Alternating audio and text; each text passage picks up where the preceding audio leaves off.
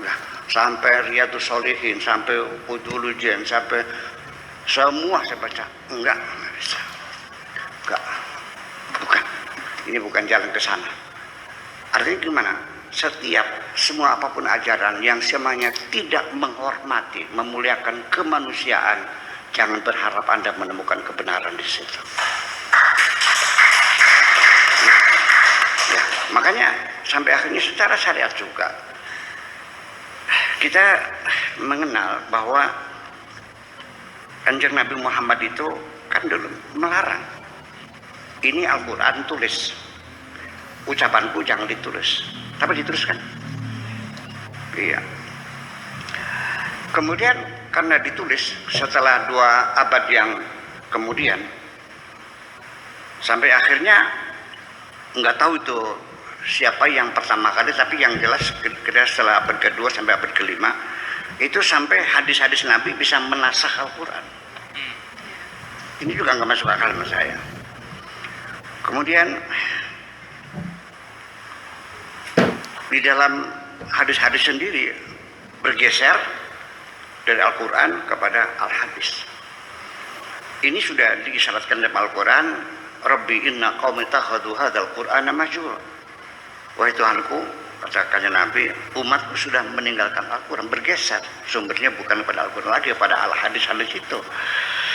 Termasuk juga orang murtad dibunuh mati, nggak ada dalam Al-Qurannya, itu adanya dalam hadis. Ya, orang murtad sampai Syekh Yusuf Al-Qaradawi dikonfirmasi oleh wartawan dari Al Jazeera. Syekh Qaradawi, kenapa kok orang murtad dihukum mati? Ya kalau tidak demikian nanti Islamnya habis, katanya. Ya itu kan mufti di Abu Dhabi di sana. Kemudian juga termasuk juga ayat rajam juga. Kalau pezina laki pezina perempuan kalau belum kawin, ya azaniyat wa zani fajlidu kulla wahidin minhuma mi'ata jaldah. Nah kalau orang yang sudah yang hukumnya rajam mana enggak ada. Itu dalam Al-Quran adanya katanya asyikh wa syaqatu idza zanaya farjumuhuma nakalan minallah. Tapi mana ayatnya? Ayatnya di Siti Aisyah ditaruh di kolong ranjang dipatok ayam. Artinya ayatnya dinasah, dibuang, tapi hukumnya berlaku. Undang-undang pasalnya dibuang, hukumnya berlaku. Semuanya nggak masuk akal. Sebenarnya tidak mungkin, karena mesti harus rasional, dan harus persis manusiawi. Satu rasional, dua mesti harus manusiawi. Bagaimanapun juga kita manusia. Kemudian juga tentang perubahan takwim hijri. Kemudian juga mengagung-agungkan kitab Bukhari, bahwa kitab Bukhari itu as-sahu kitab ba'da kitabillah. Jadi diagungkan sekali. Bukhari mengumpulkan hadis sampai 600 hadis semacam itu. Kemudian juga tawanan boleh dibunuh. Mana tawanan? Tentara itu bukan penjahat loh. Ya, mereka adalah membela negaranya, lain dengan perampok. Masa dibunuh? Kemudian juga boleh dalam Sahih Muslim ada, jadi asal negara kafir itu boleh diserang tanpa ada maklumat perang lagi, langsung serbu aja. Kemudian banyak sekali. Kemudian istri kalau sedang sakit gitu, berkepanjangan, maka suami tidak wajib memberi nafkah. Ini fikihnya ada semua itu. Masa begini? Kemudian juga anak kecil boleh dikawinkan. Tapi tidak boleh langsung disetubuhi. Tetapi kalau anaknya gemuk bisa. Ini kan menistakan kemanusiaan. Ini kan peradaban, bukan agama sebenarnya. Ini bukan jalannya.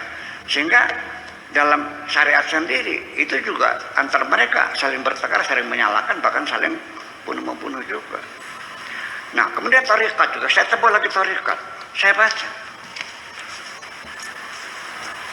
Seorang murid dalam keadaan berzikir itu harus membayangkan wajah gurunya.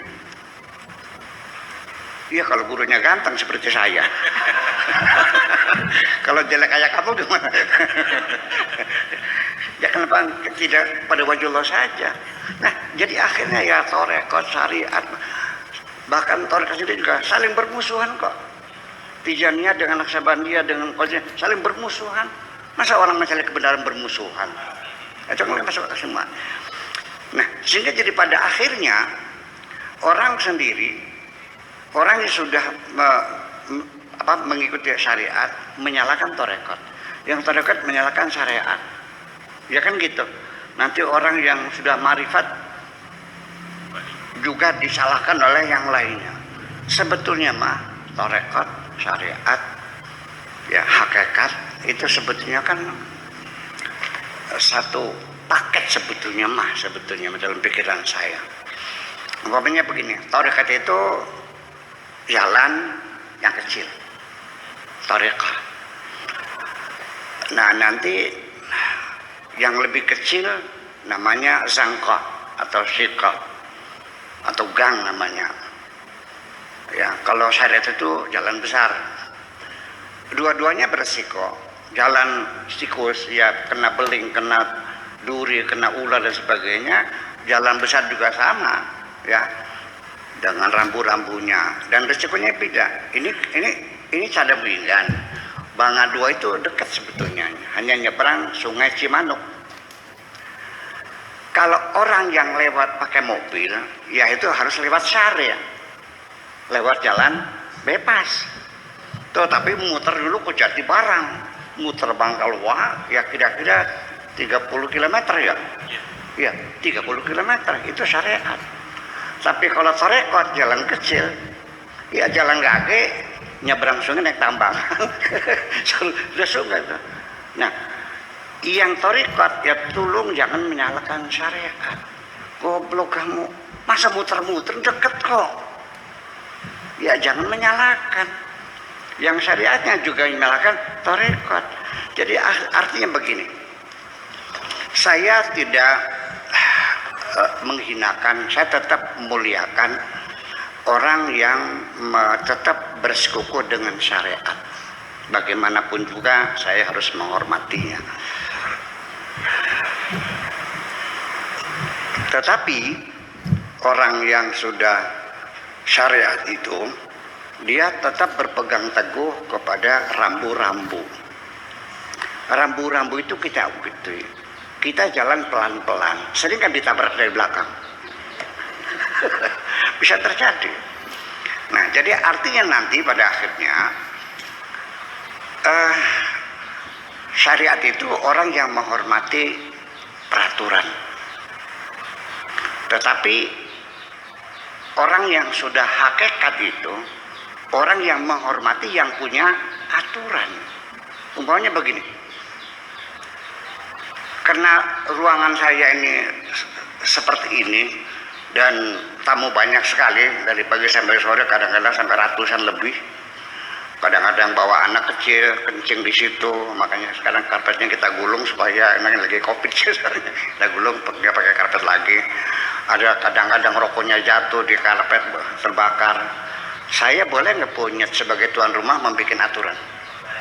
Oke, saya buat aturan. Dimohon dengan hormat kepada para tamu, 1, dilarang merokok. Yang kedua, dilarang bawa anak-anak kecil, betul? Yang ketiga, dilarang berbicara keras. Seorang yang pada syariat begitu masuk, dia melihat aturan, ya mematuhi aturan itu. Jadi ketika dia sudah menyalakan rokok, tiba-tiba ketika melihat di tembok, oh, Pak Kiai maaf, dia bilang dibuang rokoknya. Saya hormat nggak? Hormat dong. Saya hormati. Orang itu menghormati peraturan saya. Ada lagi ibu bawa bayi anak kecil, ya tiba-tiba setelah tahu peraturannya nggak boleh, dia permisi juga, minta maaf, punten, dia keluar lagi, titipkan sama kakaknya. Nah, itu semacam itu syariat. Tapi orang yang sudah hakikat, sudah kenal saya dan sudah ada hubungan cinta dengan saya dan hormat, dia bukan nggak ada urusan dengan pesantrennya, dengan peraturannya, nggak ada urusan. Yang penting to the point, orangnya yang dicintai, Buya yang dicintainya, yang sangat dihormatinya. Nah, terjebaknya seorang ahli syariat adalah ketika dia datang, dia bicara keras, bicaranya karena tidak boleh bicara keras, maka dia bicaranya pelan. Kebetulan saya hari itu waktu mandi kemasukan air di telinga saya, sehingga pendengarannya kurang jelas. Dia ngomongnya pelan. Anu pakai ini saya pertama kali mau anu 7 tolong yang saya nggak dengar, tolong yang keras bicaranya. Nggak bisa, peraturannya nggak boleh.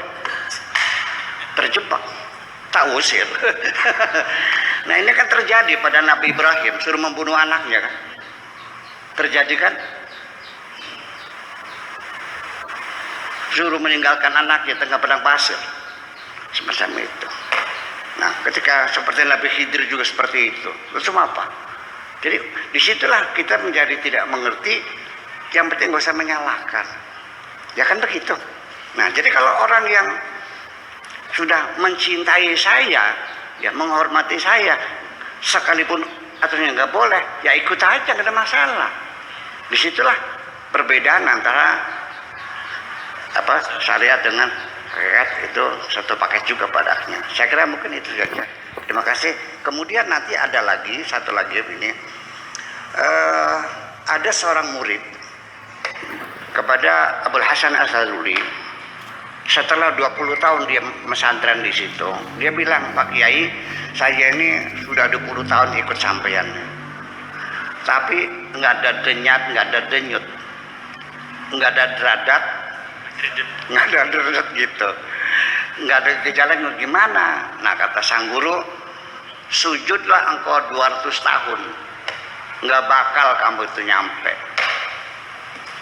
Kenapa? Karena hijabmu terlalu tebal. Oke, terima kasih.